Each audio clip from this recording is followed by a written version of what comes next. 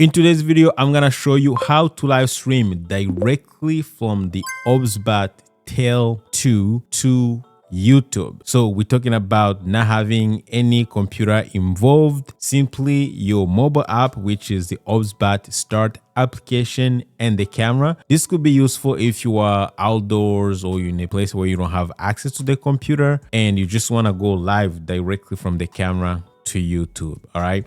So let's not take much time. Let's get into it.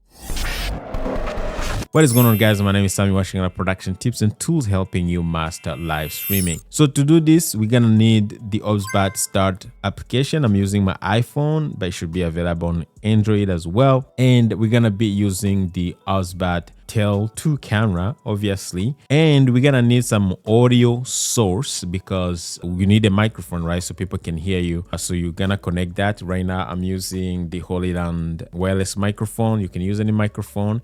You just need a microphone that will be compatible with the microphone input on the camera. Any microphone should work as long as you have the right microphone jack input kind of thing, and you should be good.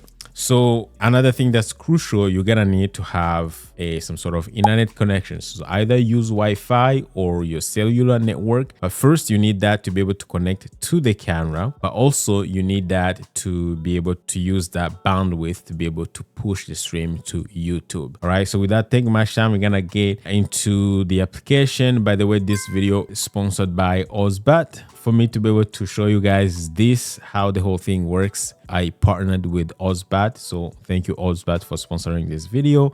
So we're gonna go to OBSBOT Start, and usually when you open the application, the camera has to be on and the phone obviously has access to Wi-Fi. You should be able to see the camera showing up on the network, right? Now it's gonna give you a choice if you wanna use a cellular or Wi-Fi. For me, I have Wi-Fi available, so that's what I chose. So if you go to connection method, you can see you have cellular or data or Wi-Fi.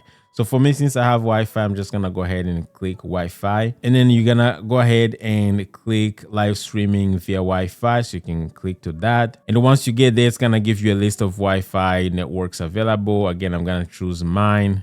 All right. So usually, since I was logged in before, it didn't ask me to add a password to enter the password. But if this is your first time, it's gonna ask you to enter the password.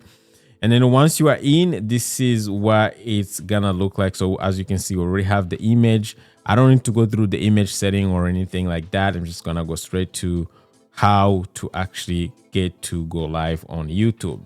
So now again, remember your microphone is connected. That's crucial. So we're gonna go to this 3-button kind of thing to be able to access the menu, because that's where we're gonna do most of the things.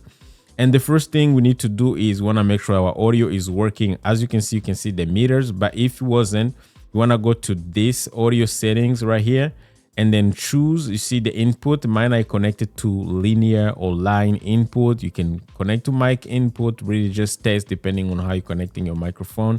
You want to make sure the signal is good and it's not clipping. So mine is connected, and you can adjust the volume depending on how loud you want it to be. I encourage you to do some testing before, obviously. And then once we're done, you don't need to do anything else here. You don't need any noise reduction. If you need it, you can apply it. But if you're not in a noisy place, you probably don't want to touch that. The next thing we're going to go to now, if you can turn off things like face auto exposure and things like that. But again, we're not into that for now. So this video is about something else. The next thing we need to do is we're going to go to media settings. And then to media settings, we're gonna choose our encoder for live streaming. So we're gonna go scroll all the way down under live streaming. We're gonna choose our encoder if you wanna use H.265 or H.264. Right now, YouTube doesn't support H.265, so you wanna make sure you choose H.264. Resolution, you can choose 4K, 1080 or 720p. If you don't have good internet connection, you can do 720. But for me, my Wi-Fi is good. I'm gonna go with 1080. You can even do 4K if you can handle it. And then frame rate, mostly for this type of streams, I usually go with 3 frames per second. If you're into sports and you have enough bandwidth, you can do 60. But for most people, I'll say 30 should be more than enough. Now for the bit rate, it's gonna depend on how much bandwidth you have available. So for me, with YouTube, you can go for 1080, 30 frames per second. You can go up to 10 megabits per second. So let's say anywhere between 6 and 10 should be good if you're doing 1080. So you don't have to do the max. So I'm gonna just put it around 8 point something. So that should be good. And then that's pretty much it. So once you're done with the media settings, you can exit, and then we can actually exit the whole menu by pressing the 3 dots. The next thing we need to do is to really just make sure the image is looking good. You can track yourself. You can do all the tracking fancy stuff like you want, frame the camera like you want, anything you want. And then what we need to do is we need to go to this red button right here, press it and hold it. And then it's gonna open up this menu right here. As you can see, you have all these options for streaming to RTMP, YouTube, Facebook, Twitch, but you know, RTMP is basically customer RTMP. But before we go to this, I want to show you another thing under menu here, under live streaming broadcast. If you go back to the our menu and then scroll down to where it says live broadcast settings, if you click to that, it's gonna ask you basically which default service you want it to default to. So let's say every time you go live, you want it to go live to YouTube. You can choose this if you have multiple platforms already connected to your camera. So every time you hit the go live button, it's just gonna go to YouTube or Facebook or Twitch, right? Depending on which one you choose. But for now, we can just leave it the way it is. It's not that important. We can go back to our media settings here, and then we're gonna select, I mean, as if we're going live, we're gonna select the platform. For this video, we're gonna be going live to YouTube.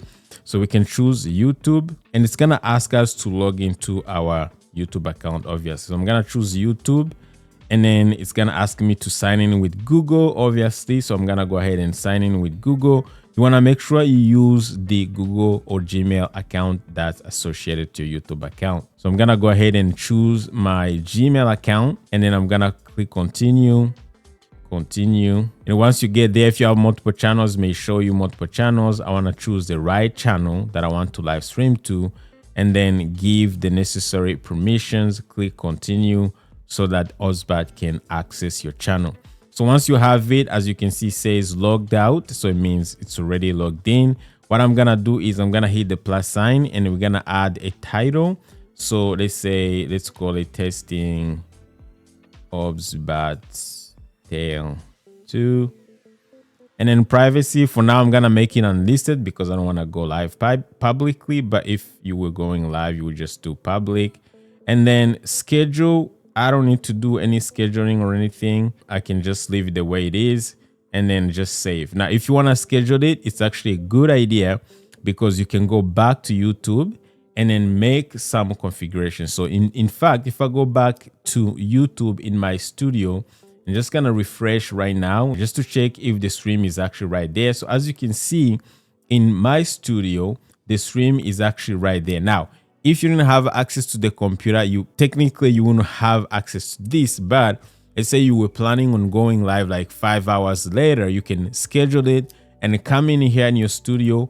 And then what you can do, you can actually customize it. You can add the thumbnails. You can choose things like it's not made for kids. You can choose things like, you know, restrictions, some other good stuff that you can do in YouTube. As you can see here, I can click edit, and then I can add my thumbnail. I can monetize it if I monetize, right? I can choose like all the features you have access to on a computer and then just leave it alone, right? Now, once we're done, obviously you can go back here, and then you want to make sure you click to it, right? And then once you click to it and then hit start, right? And then you're gonna get this message to say confirm to start the YouTube live stream. Say yes or done. And then right now we should be live on YouTube. So you're gonna get this little thing that says, this count, you know, counting how much time you have been live actually on YouTube. And then if I see here in my studio, if I go here in my studio, you can see that I'm actually live, right? I can even just click to it, get the link. If you want to share the link to people, I can just paste it in here. Boom. And we have our audio coming in, no problem. You know, counting how much time you have been live actually on YouTube. And then if I see here in my studio, if I go here in my studio, you can see that I'm actually live, right? So once you're done live streaming, you can go here on the phone and actually tap the YouTube icon here, and you're gonna get, as you can see, before you even end, you can see the bit rate that's going out. You can get all the info and that blue button. And if you want to stop the stream, you can click that blue button and you're gonna get a message that says confirm to end the live streaming. Click done, and then obviously it's gonna show you this message and done. And then if we go back to our studio, you can see that the live stream has actually ended, which is really cool. So this is how you go live directly from the camera.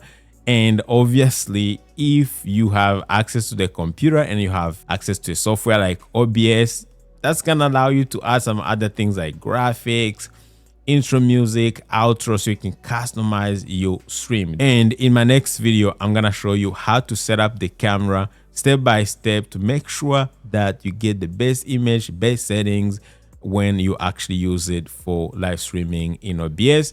Once the video is done, I'm gonna link it right here, so make sure to check it out, and I'll see you there, guys. Take care.